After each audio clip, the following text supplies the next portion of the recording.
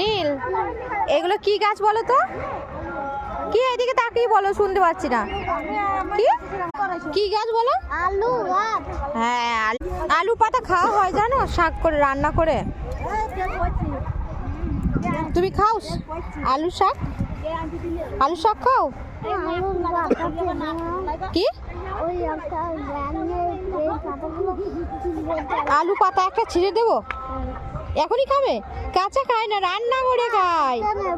হাতে নেবে না, বকবে। দেখ না, ঘিরে রেখেছে, দেখছিস? ঘিরে রেখেছে, দেখবে আলু ফুল ফুটে সাদা সাদা। আলু কোথায় থাকে বলো তো? কি আলু, আলু কি বলে, কি সবজি বলো?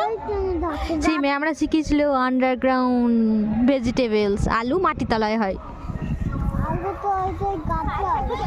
গাছের ওপরে হয় না, মাটির তলায় হয়।